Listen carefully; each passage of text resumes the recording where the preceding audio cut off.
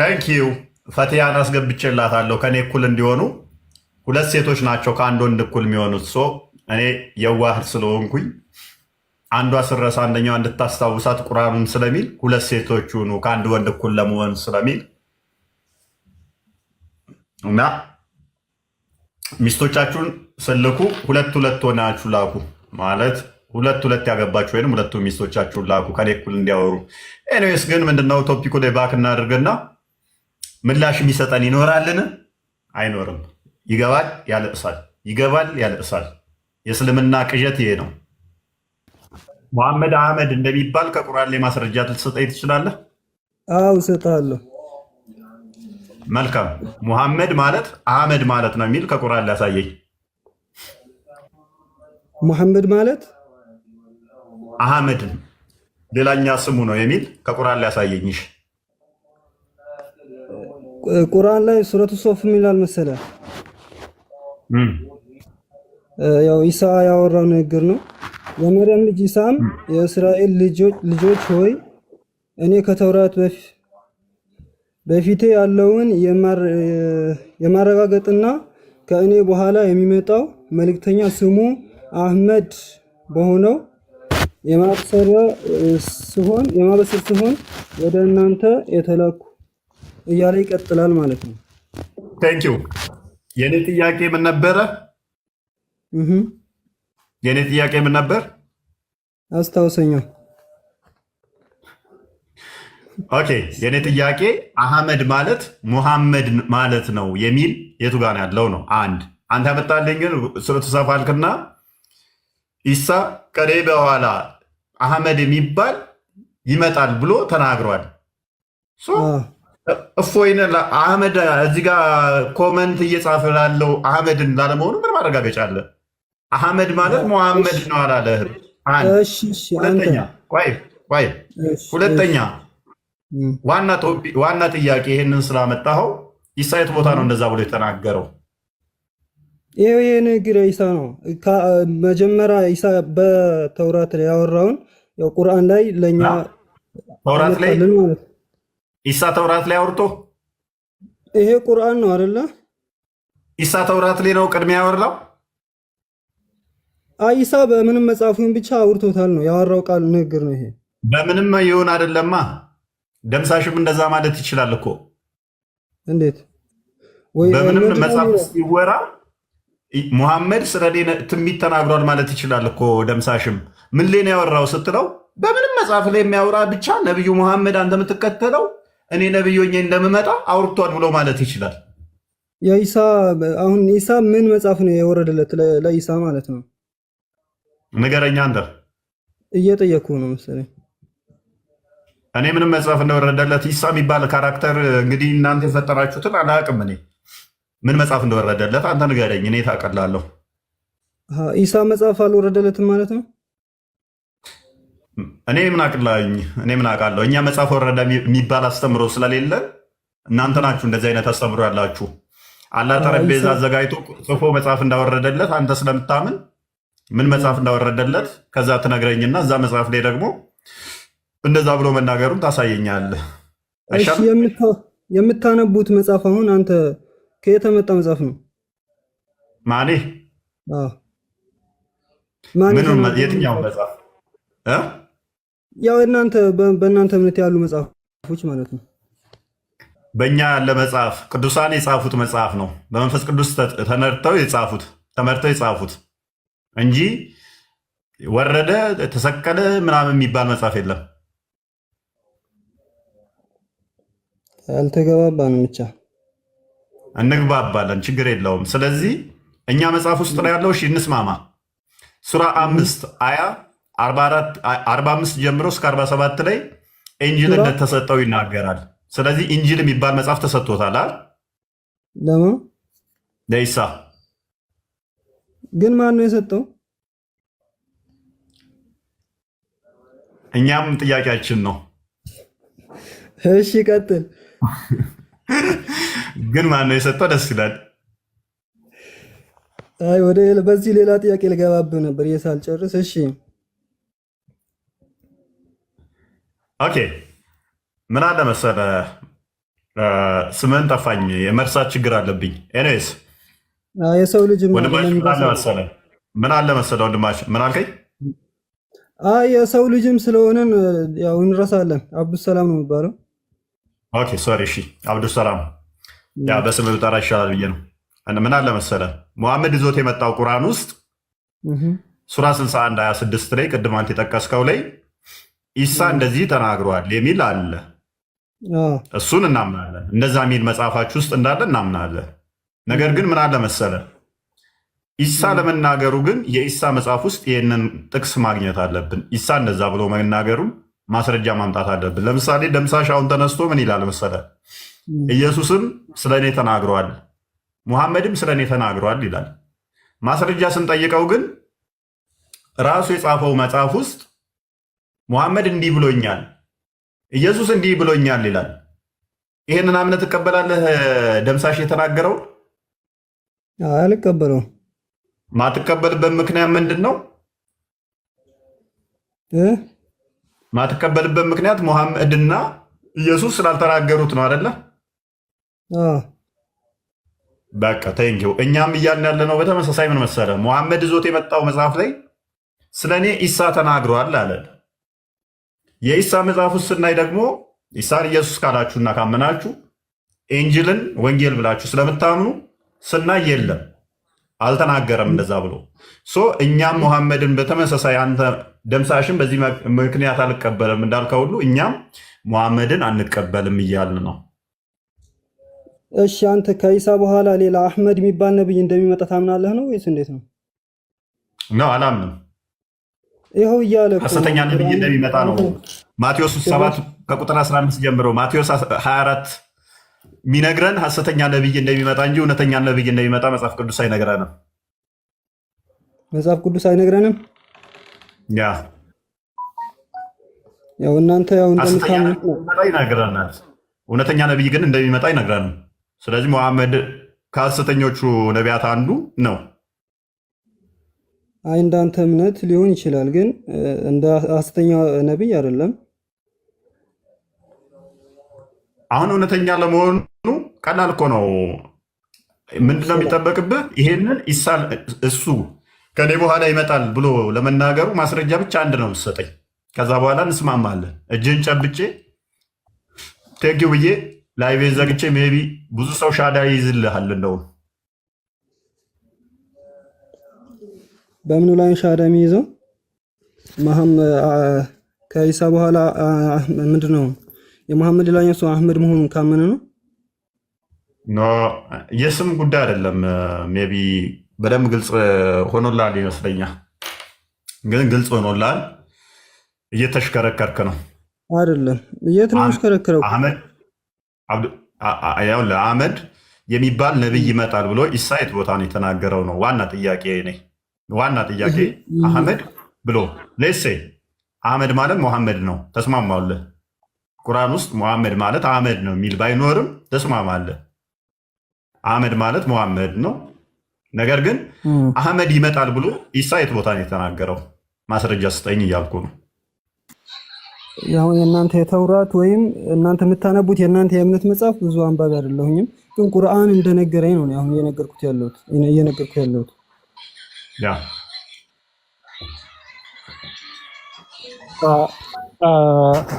አብዱል ሰላም እኛ ደግሞ ያለ ነው እኛ ደግሞ የመጽሐፍታችንን አንባቢዎች ነን። መጽሐፍታችንን ስናነብ አንድም ቦታ ላይ አህመድ የሚባል ሰው ይመጣል ተብሎ የተነገረ ሳይሆን እንዲያውም በተቃራኒው ሐሰተኛ ነቢያቶች እንደሚነሱ ነው የተነገረንና ይሄ ከሆነ ልክ አንተ ደምሳሽን እንደማትቀበለው ሁሉ ደምሳሽ እኔ በቁርአን ውስጥ ስሜ ተጽፏል ብሎህ ሄደ ቁርአኑን ቼክ ድምጽ እየተቆራረጠ ነው። ድምጽ ይሰማል። አንተ ጋር ይሆናል የሚቆራረጠው። ድምጽ እየደረሰኝ አይደለም። በቃ አንተ ኔትወርክ ችግር ነው። ለሌላው ሰው ይሰማል። አሁን አይሰማም? የዴስ ይሰማል? አሁን ይሰማል። እሺ እሺ ያልኩ ያለሁት ምንድነው አንተ ደምሳሽን አልቀበልም እንደምትለው ሁሉ ደምሳሽ እኔ ቁርአን ውስጥ ስሜ ተጽፏል ሲልህ ቁርአንን ቼክ ስታደርገው ደምሳሽ የሚል ነገር የለም።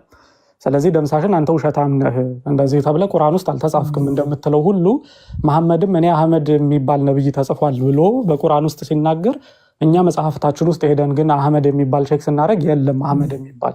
ስለዚህ መሐመድ እንደዋሸ ይሄ ማሳያ ነው። እንዲያውም የመጽሐፍ ቅዱስ ትንቢት እንደተፈጸመ ማሳያ ነው። ምን የሚለው ሐሰተኛ ነቢያቶች ይነሳሉ ከኔ በኋላ ብሎ የተናገረውን ክርስቶስን የሚያሳይ ነው እያልንህ ነው።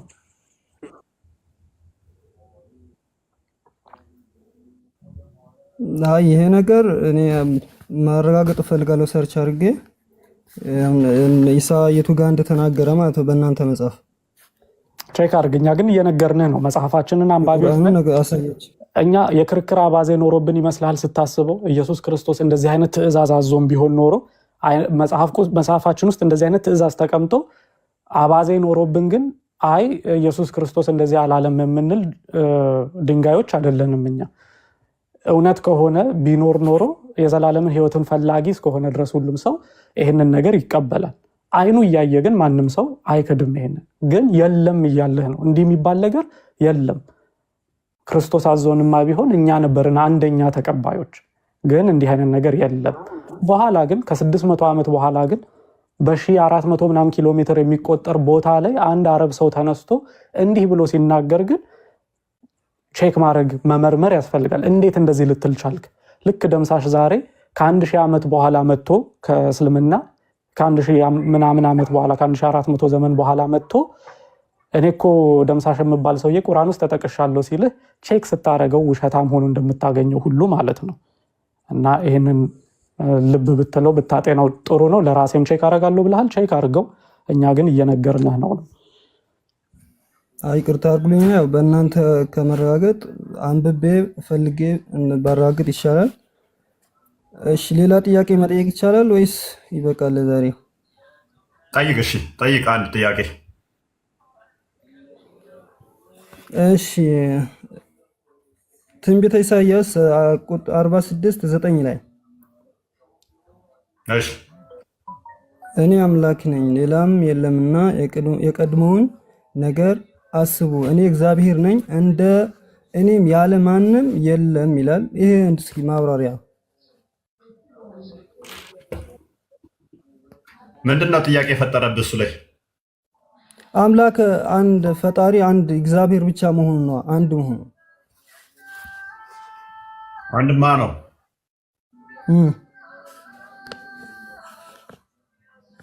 እሺ እዚህ ላይ ምንድነው ጥያቄ? አንድ እግዚአብሔር ብለን ነው የምናምነው እኛ። ዋና እንትናችንም ዶግማችንም ይሄ ነው። አይ ቲንክ ዘዳግም ምዕራፍ 6 ቁጥር 4 ላይ ነው እስራኤል ያዌ ለወይኑ ያዌ ኢሃድ ሚለው ልክ አንተ ሱረቱ ኢክላስ ላይ አላሁ አሃድ ምትለው ማለት ነው። ይሄ መመሪያችን ነው። እግዚአብሔር አንድ ነው። አዎ ምንድነው ጥያቄ እዚህ ላይ? በሶስትዮሽ አታምኑም እናንተ? በአካል እናምናለን ሶስት ብለን በአብ በወልድና በመንፈስ ቅዱስ። እሺ አብ ማን ነው እዚህ ጋር? አብ በአካል ሶስት በመለኮት አንድ ብለን እናምናለን። አብ ወልድ መንፈስ ቅዱስ ብለን እናምናለን። ማቴዎስ ወንጌል ምዕራፍ 28 ቁጥር 19 ላይ ሂዱ ወደ ዓለም ሁሉ በአብ በወልድ በመንፈስ ቅዱስ ስም እያጠመቃችሁ ደቀ መዛሙርት ያድርጓቸው እንደሚለው ማለት ነው። አንተም ተውሂድን ታምናለህ። ተውሂድ የሚለው ቃል ውህደት ዩኒፊኬሽን ማለት ነው፣ ህብረት ማድረግ ማለት ነው። ተውሂድ በሶስት ይከፈላል። በሶስቱም ታምናለህ። ተውሂድ ማለት ሶስት ማለት ነው። ሶስቱ ወደ አንድ ህብረት ማምጣት ነው። እሱም አዳም ቆይ ውህደት ከሚክስ የመጣ አይደለም።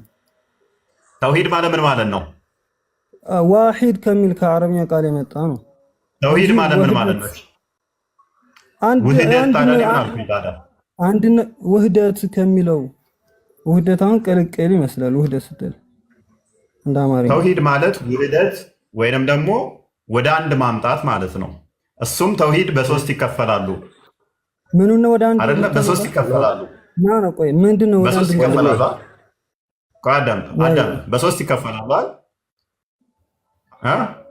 ምን አልአስማኡል ሲፋት፣ ተውሂድ አልሩቢያ፣ ሶስተኛው ምንድን ነው? አልአስማኡል ሲፋት አልአስማው ሲፋት ላይ እያንዳንዱን ወደ ህብረት የምታመጣበት ነው። የተለያዩ ነገሮችን ወደ አንድ የምታመጣበት የምታስማማበት ነው። ተውሂድ ነው ማምነው ብለህ በአንድ ነው ማምነው ብትልም ተውሂድን ራሱ በሶስት ከፍለህ ነው የምታምነው።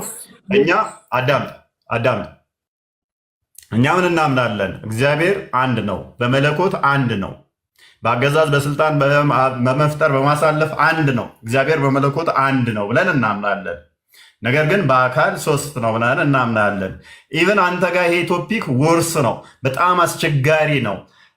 ሚሽከተል መሳቢ 148 ላይ ቁርአን ራሱ ያላ ቃል የሆነው ያላ ቃሉ ራሱ ፍጡር ያልሆነው እንደገና እንደ ግሪሳ ሆኖ የሚመጣው ቁርአን ራሱ ከለም አላህ ነው ብለህ ታምናለህ።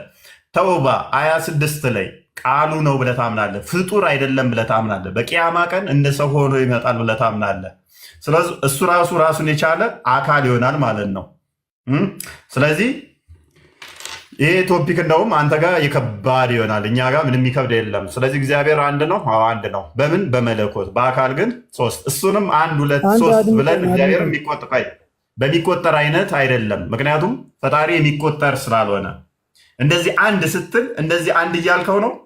አንድ እንደዚህ እያልከው እንደኔ አንድ እያልከው ነው። ቆጥረኸው ነው፣ ሰፍረኸው ነው፣ መዝነኸው ነው።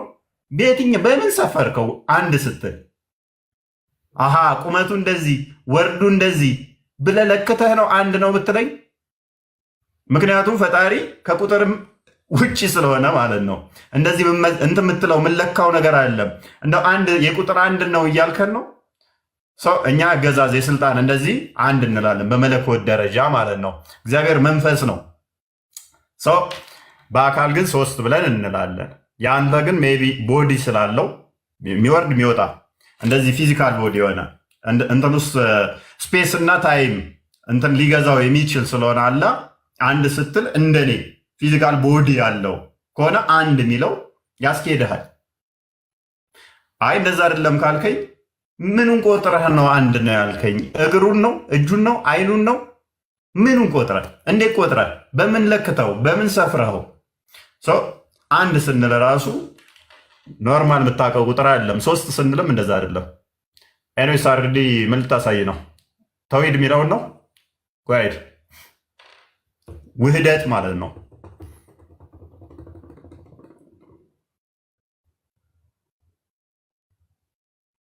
ሚዩት ነው እያወራ ከሆነ ወረደ ልጁ። ለነገሩ ይኸው ተውሂድ ማለት ውህደት ማለት ነው። ያው ይሄ ነው ተውሂድ ቃሉ ትርጉሙ ውህደት ነው። ማዋሃድ አንድ ማድረግ ማለት ነው። ትክክል ላይ ተናገርከው። የአረብኛ ላይ ያው ለመደበቅ ስለሚሞክሩ ለማቅሰው አረብኛን ያጭበረብሩታል። ጀስ ህፃናትን ያጭበረብሩበት እዛ ሄደው እና ሴቶችን ሞቅ ሞቅ ማሬ ውዴ ፍቅሬ ምናምን እያሉ በአረብኛ ተወሽቀው ያጭበረብሩበት። እኛን አያጭበረብሩንም። ስላሴ የሚል እኮ መጽሐፍ ቅዱስ ላይ የለም። ለምንድን ነው የምታምኑት? ተውሂድ የሚል እኮ ቁርአን ላይ የለም። ለምንድን ነው የምታምነው? አንድም ሶስትም እንዴት ይሆናል? ፈጣሪ እንዴት መሆን ይከብደዋል? ቁርአንህ ግን ያላ በጣም ከባድ ይሆንና ከዚህ በላይ ደግሞ አላህን ከ6000 በላይ ላደርግልህ እችላለሁ። ምክንያቱም በቀራ ብቻ አይ ቲንክ በቀራ 286 ነው አይደል? አያቱ በቀራ 226 አሊምራንን ጨምርበት። እንደ ወፍ ግሪሳ ሆነው እነሱ ብቻ ይመጣሉ። ያላ ቃሉ ከለም አላህ ነው ብለው ያምናሉ። ምንም እንኳን ሊትራሊ ቃል በቃል ቁርአን ያላ ቃል ነው ቃል በቃል ሚል ቁርአን ላይ ባይኖር እንኳን ሱራ 9:6 ይይዙና ፍጡር አይደለም ይላሉ። ያ ፍጡር ያልሆነው አካል ደግሞ ፍጡር ውስጥ መጥቶ ተጣብቋል ብለው ያላሉ ማለት ነው ያምናሉ። ከዛ በኋላስ በቂያማ ቀን ደግሞ ያ ፍጡር ያልሆነው አካል ቁርአን እንደ ሰው አካል ይዞ ይመጣና እንደ ወፍ የገረጣ ሰው ሆኖ ይመጣል። የገረጣ ሰው ሆኖ ቁርአኑ ራሱ ይመጣል። አስበዋል። ከዛስ ለእያንዳንዱ ሸፋ ይሆንላቸዋል፣ ምልጃ ያቀርብላቸዋል። ይህንን ስታምን አይከብድህም። አላህ አንድ ነው ባይዞ አንድ ነውም አይልም፣ አንዱ ነው። አሃድ ማለት አንዱ ማለት ነው። ከእንትን የተወሰደ ነው፣ ከሂብሩ ቃል የተወሰደ ነው። እስማ ያህዌ ኤሎሄኑ ያህዌ ኢሃድ የምትለዋ ቃል አሃድ ከዛ የተወሰደች ነው። መሐመድ ያችን ኮረጀና አላሁ አሃድ የምትለውን ወሰዳት ማለት ነው አረብኛው ላይ። ኤኒዌይስ ወደ ቶፒካችን ባክ እናድርግ አይሻልም? ወይንም ትሄድበታለህ አይደል? ኖ አይ እንመለስና በጣም በነገራችን ላይ ይሄ ርዕስ እኮ የተነሳው በጣም መሰረታዊ የሆነ ነገር ነው። እንዴት አንድ ግለሰብ መጥቶ እንዲህ ተብዬ ተጽፌያለሁ ብሎ ሲናገር ያ ነገር እንዴት ሊገኝ አይችልም? እንዴት ይሄ ሰውዬ ታማኝ ሊሆን ይችላል የሚለው ሰው መጠየቅ አለበት። የገቡ ሰዎች ቢመልሱ መልካም ነው።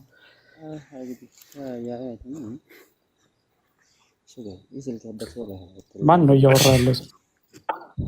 ከታች ግን አቡ ሀሩን ኪንግ ኦፍ አፋር ቆይቷል ከገባ እፎይ በጣም ረጅም አናግረው። እሺ አቡ ሀሩን ይሰማሃል? ኪንግ ኦፍ አፋር እንደሚወጣ አድርግና አቡ ሀሩን አለ ይሰማሃል? ኦኬ አቡ ሀሩን የለህም። አልহামዱሊላህ አልহামዱሊላህ 4381 የጽጌረዳ ፕሮፋይል ያለህ ልጅ አልহামዱሊላህ ይሰማሃል?